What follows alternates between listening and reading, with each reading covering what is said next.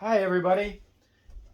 I wanted to give a little video presentation to try to address a problem that a friend of mine is having with his dog.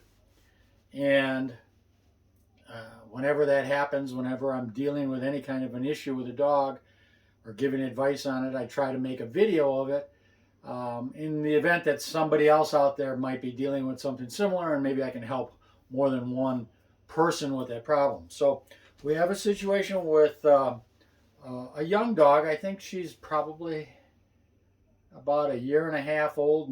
I don't think she's quite two, but somewhere in that year and a half to 2 year old range. And sweet dog, but freaks out around other people. Is really pretty skittish, I guess would be the way to put it.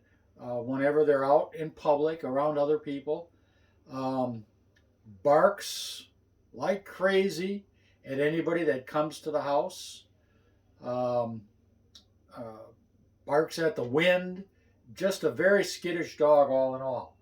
However, I asked a series of questions, and I'm getting a little idea of a way that this might be able to be helped. So, not necessarily in this order, but one of the questions that I had asked him was, is this behavior only at your house?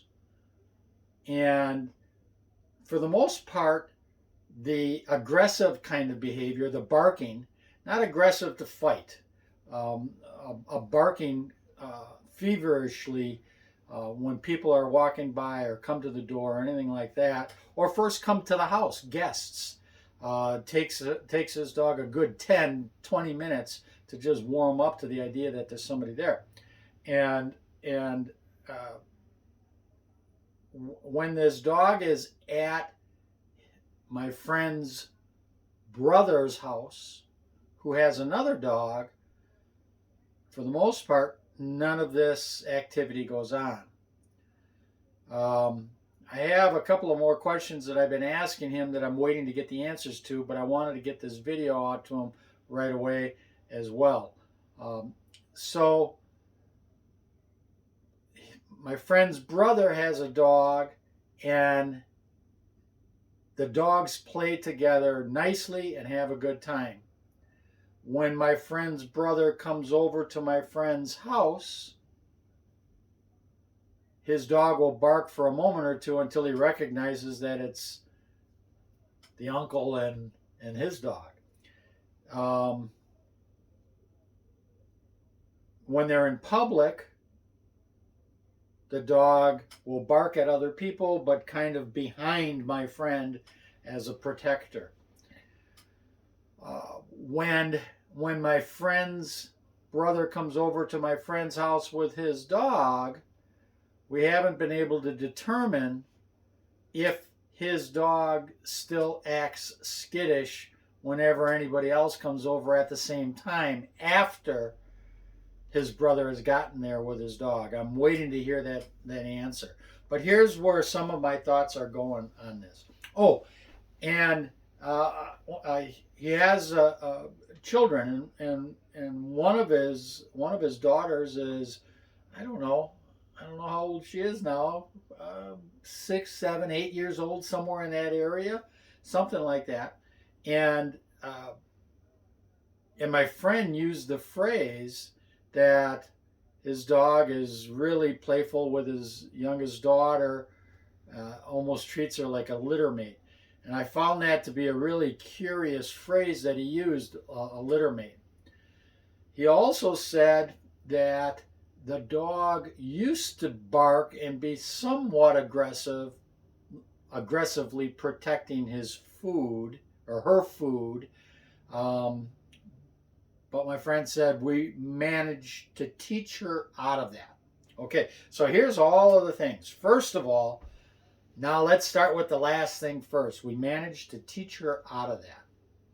That means that this dog can be taught to have better behavior around strangers, better behavior in public, and better behavior in the house. I'm not saying that it's easy, but she's proven that she can learn and adapt and be happy. Like I said, this dog is only 1.5 to 2 years old, somewhere around there. She's got a long way to go. And if my friend will take the time that's necessary to help this dog can have a really good quality of life. Not saying that it doesn't have a good quality of life now, but a better life where there isn't all of this anxiety going on, or at least not to the level that exists now. One of the things, I'm not trying to sell you a dog, pal. I'm not. But having another dog around, like your brother's dog, sounds like your dog feels a little bit more secure and a little bit more confident, especially around your brother's dog, because your dog has gotten to know your brother's dog and are now friends. If you brought another dog into the situation, she could create that kind of a friendship with another dog permanently. In other words, not just when she happens to be around your brother's dog, which is occasionally.